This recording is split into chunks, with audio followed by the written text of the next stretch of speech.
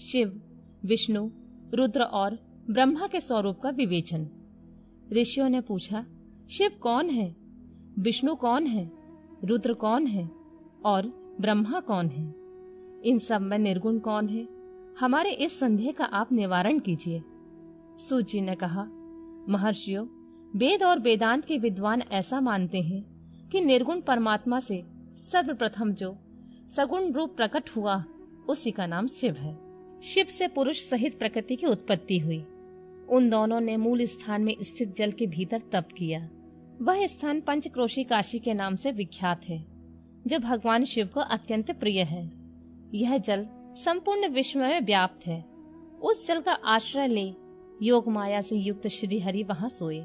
नार अर्थात जल को अयन निवास स्थान बनाने के कारण फिर नारायण नाम से प्रसिद्ध हुए और प्रकृति नारायणी कहलाई। नारायण के नाभि कमल से जिनकी उत्पत्ति हुई वे ब्रह्मा कहलाए। ब्रह्मा ने तपस्या करके जिनका साक्षात्कार किया उन्हें विष्णु कहा गया है। ब्रह्मा और विष्णु के विवाद को शांत करने के लिए निर्गुण शिव ने जो रूप प्रकट किया उसी का नाम महादेव है। उन्होंने कहा, मैं शंभु ब्रह्मा जी के ललाट से प्रकट होऊंगा। इस कथन के अनुसार समस्त लोकों पर अनुग्रह करने के लिए जो ब्रह्मा जी के ललाट से प्रकट हुए उनका नाम रुद्र हुआ। इस प्रकार रूप रहित परमात्मा सबके चिंतन का विषय बनने के लिए साकार रूप में प्रकट हुए। वे ही साक्षात भक्त वत्सल शिव हैं। तीनों गुणों से भिन्न शिव में तथा गुणों के धाम रुद्र में उसी तरह वास्तविक भेद नहीं है जैसे सुवर्ण और उसके आभूषणों में नहीं है। दोनों के रूप और कर्म समान हैं। दोनों समान रूप से भक्तों को उत्तम गति प्रदान करने वाले हैं। दोनों समान रूप से सबके सेवनीय हैं तथा नाना प्रकार की लीला विहार करने वाले हैं। भयानक पराक्रमी रुद्र सर्वथा शिव रूप ही हैं। वे भक्तों के कार्य की सिद्धि के लिए निमित्त विष्णु और ब्रह्मा की सहायता करने के लिए प्रकट हुए हैं। अन्य जो देवता जिस क्रम से प्रकट हुए हैं उसी क्रम के लय को प्राप्त होते हैं, परंतु रुद्रदेव उसी तरह लीन नहीं होते। उनका साक्षात शिव में ही लय होता है। ये प्राकृत प्राणी रुद्र में मिलकर ही लय को प्राप्त होते हैं, परंतु रुद्र इनमें मिलकर लय को प्राप्त नहीं होते। यह भगवती श्रुति का उपदेश है। सब लोग रुद्र का भजन करते हैं, किंतु रुद्र किसी का भजन नहीं करते हैं। वे भक्त वत्सल होने के कारण कभी कभी अपने आप भक्त जनों का चिंतन कर लेते हैं। जो दूसरे देवता का भजन करते हैं वे उसी में लीन होते हैं। इसीलिए वे दीर्घ काल के बाद रुद्र में लीन होने का अवसर पाते हैं। जो कोई रुद्र के भक्त होते हैं वे तत्काल शिव हो जाते हैं। अतः उनके लिए दूसरों की अपेक्षा नहीं रहती। यह सनातन श्रुति का संदेश है। दुजो अज्ञान अनेक प्रकार का होता है, परंतु विज्ञान का एक ही स्वरूप है। वह अनेक प्रकार का नहीं होता। उसको समझने का प्रकार मैं बताऊंगा। तुम लोग आदर पूर्वक सुनो। ब्रह्मा से लेकर तृण पर्यंत जो कुछ यहाँ देखा जाता है वह सब शिव रूप ही है। उसमें नानात्व की कल्पना मिथ्या है। सृष्टि के पूर्व भी शिव की सत्ता बताई गई है। सृष्टि के मध्य में भी शिव विराज रहे हैं। सृष्टि के अंत में भी शिव रहते हैं और जब सब कुछ शून्यता में परिणित हो जाता है उस समय भी शिव की सत्ता रहती ही है। अतः मुनीश्वरों, शिव को ही चतुर्गुण कहा गया है। वे ही शिव शक्तिमान होने के कारण सगुण जानने योग्य हैं। इस प्रकार वे सगुण निर्गुण के भेद से दो प्रकार के हैं।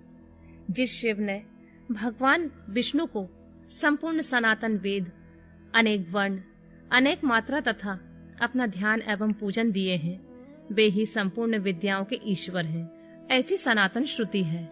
अतएव शंभु को वेदों का प्राकट्य कर्ता तथा वेदपति कहा गया है। वे ही सब पर अनुग्रह करने वाले साक्षात शंकर हैं। कर्ता, भर्ता, हर्ता, साक्षी तथा निर्गुण भी वे ही हैं। दूसरों के लिए काल का मान है, परंतु काल स्वरूप रुद्र के लिए काल की कोई गणना नहीं है, क्योंकि वे साक्षात स्वयं महाकाल हैं और महाकाली उनके आश्रित हैं। ब्राह्मण रुद्र और काली को एक से ही बताते हैं। उन दोनों ने सत्य लीला करने वाली अपनी इच्छा से सब कुछ प्राप्त किया है। शिव का कोई उत्पादक नहीं है, उनका कोई पालक और संहारक नहीं है। वे स्वयं सबके हेतु हैं और एक होकर भी अनेकता को प्राप्त हो सकते हैं, और अनेक होकर भी एकता को। एक ही बीज बाहर होकर वृक्ष और फल आदि के रूप में परिणित होता हुआ पुनः बीज भाव को प्राप्त हो जाता है। इसी प्रकार शिव रूपी महेश्वर स्वयं एक से अनेक होने में हेतु है। यह उत्तम शिव ज्ञान तत्वतः बताया गया है। ज्ञानवान पुरुष ही इसको जानता है, दूसरा नहीं। मुनि बोले, सूत जी, आप लक्षण सहित ज्ञान का वर्णन कीजिए, जिसको जानकर मनुष्य शिव भाव को प्राप्त हो जाता है। सारा जगत शिव कैसे है, अथवा शिव ही संपूर्ण जगत कैसे हैं?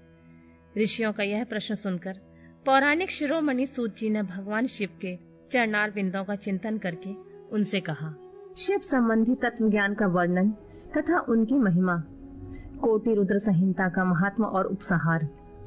सूत जी ने कहा, ऋषियों, मैंने शिव ज्ञान जैसे सुना है उसे बता रहा हूँ, तुम लोग सुनो। वह अत्यंत गुहा और परम मोक्ष स्वरूप है।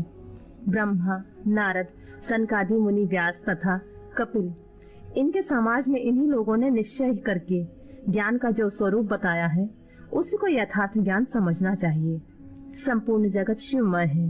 यह ज्ञान सदा अनुशीलन करने योग्य है। सर्वज्ञ विद्वान को यह निश्चित रूप से जानना चाहिए कि शिव सर्वमय है। ब्रह्मा से लेकर तृण पर्यंत जो जगत दिखाई देता है वह सब शिव ही है। वे महादेव जी ही शिव कहलाते हैं। जब उनकी इच्छा होती है तब वे इस जगत की रचना करते हैं। वे ही सबको जानते हैं, उनको कोई नहीं जानता। वे इस जगत की रचना करके स्वयं इसके भीतर प्रविष्ट होकर इससे दूर हैं। वास्तव में उनका इसमें प्रवेश नहीं हुआ है, क्योंकि वे निर्लिप्त सच्चिदानंद स्वरूप हैं। जैसे सूर्य आदि ज्योतियों का जल में प्रतिबिंब पड़ता है, वास्तव में जल के भीतर उनका प्रवेश नहीं होता, उसी प्रकार साक्षात शिव के विषय में समझना चाहिए। वस्तुतः तो वे ही स्वयं सब कुछ हैं।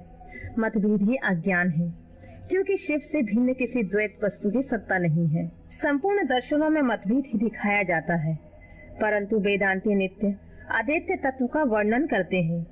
जीव परमात्मा शिव का ही अंश है, परंतु अविद्या से मोहित होकर अवश हो रहा है और अपने को शिव से भिन्न समझता है। अविद्या से मुक्त होने पर वह शिव ही हो जाता है। शिव सबको व्याप्त करके स्थित है और संपूर्ण जंतुओं में व्यापक है। वे जड़ और चेतन सबके ईश्वर होकर स्वयं ही सबका कल्याण करते हैं। जो विद्वान पुरुष वेदांत मार्ग का आश्रय ले उनके साक्षात्कार के लिए साधना करता है, उससे वह साक्षात्कार रूप फल अवश्य प्राप्त होता है। व्यापक अग्नि तत्व प्रत्येक काठ में स्थित है, परंतु जो उस काठ का मंथन करता है वही असन्निग्ध रूप से अग्नि को प्रकट करके देखता है। उसी तरह जो बुद्धिमान वहाँ भक्ति आदि साधनों का अनुष्ठान करता है, उसे अवश्य शिव का दर्शन प्राप्त होता है। इसमें संशय नहीं है। सर्वत्र केवल शिव है, शिव है, शिव है, दूसरी कोई वस्तु नहीं है। वे शिव भ्रम से ही सदा नाना रूपों में भासित होते हैं। जैसे समुद्र, मिट्टी अथवा सुवर्ण, ये उपाधि भेद से नानात्व को प्राप्त होते हैं, उसी प्रकार भगवान शंकर भी उपाधियों से अनेक रूपों में भासते हैं। कार्य और कारण में वास्तविक भेद नहीं होता, केवल भ्रम से भरी हुई बुद्धि के द्वारा ही उसमें भेद की प्रतीति होती है। भ्रम दूर होते ही भेद बुद्धि का नाश हो जाता है।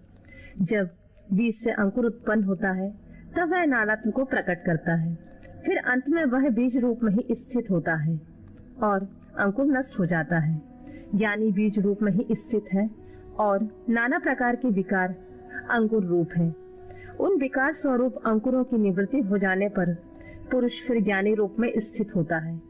इसमें अन्यथा विचार नहीं करना चाहिए। सब कुछ शिव है और शिव ही सब कुछ है।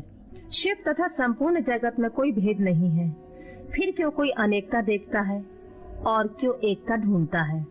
जैसे एक ही सूर्य नामक ज्योति जल आदि उपाधियों में विशेष रूप से नाना प्रकार की दिखाई देती है, उसी प्रकार शिव भी है।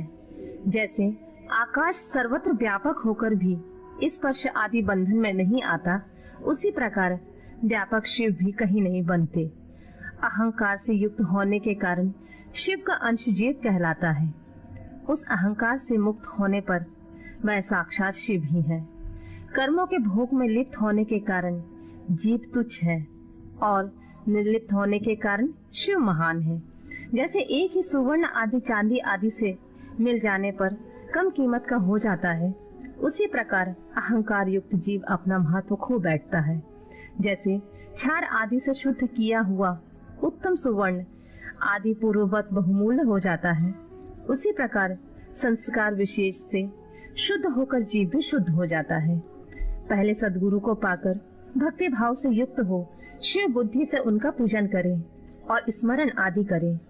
गुरु में शुभ बुद्धि करने से सारे पाप आदि मल शरीर से निकल जाते हैं। उस समय अज्ञान नष्ट हो जाता है और मनुष्य ज्ञानवान हो जाता है। उस अवस्था में अहंकार मुक्त निर्मल बुद्धि वाला जीव भगवान शंकर के प्रसाद से पुनः शिव रूप हो जाता है। जैसे दर्पण में अपना रूप दिखाई देता है, उसी तरह उसे सर्वत्र शंभु का साक्षात्कार होने लगता है। वही जीवान मुक्त कहलाता है। शरीर गिर जाने पर वह जीवन मुक्त ज्ञानी शिव में मिल जाता है। शरीर प्रारब्ध के अधीन है। जो उस देह के अभिमान से रहित है, उसे ज्ञानी माना गया है। जो शुभ वस्तु को पाकर हर्ष से खिल नहीं उठता, अशुभ वस्तु को पाकर क्रोध या शोक नहीं करता तथा दुख सुख आदि सभी द्वंद्वों में संभाव रखता है, वह ज्ञानवान कहलाता है। आत्मचिंतन से तत्वों के विवेक से ऐसा प्रयत्न करें कि शरीर से अपनी पृथकता का बोध हो जाए। मुक्ति की इच्छा रखने वाला पुरुष शरीर एवं उसके अभिमान को त्याग कर अहंकार शून्य एवं मुक्त हो सदाशिव में विलीन हो जाता है। अध्यात्म चिंतन एवं भगवान शिव की भक्ति ये ज्ञान का मूल कारण है। भक्ति के साधन विषयक प्रेम की उपलब्धि बताई गई है। प्रेम से श्रवण होता है, श्रवण से सत्संग प्राप्त होता है और सत्संग से ज्ञानी गुरु की उपलब्धि होती है।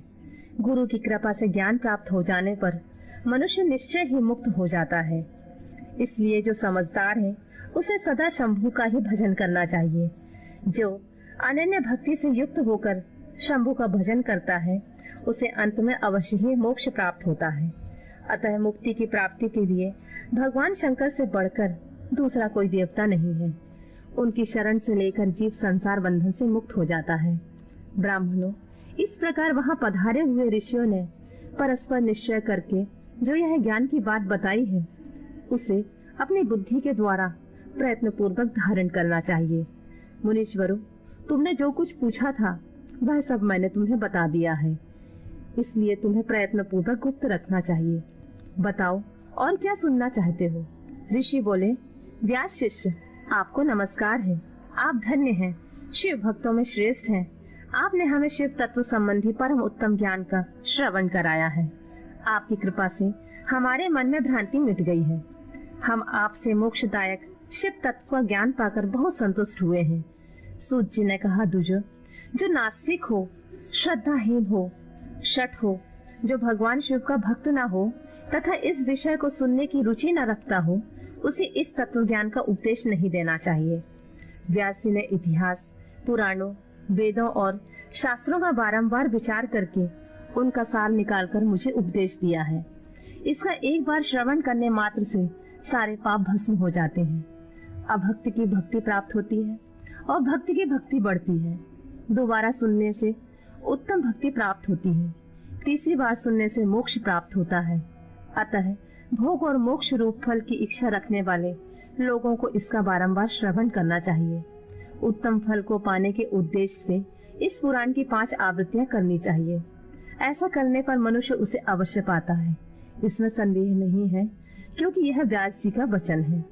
जिसने इस उत्तम पुराण को सुना है, उसे कुछ भी दुर्लभ नहीं है। यह शिव विज्ञान भगवान शंकर को अत्यंत प्रिय है।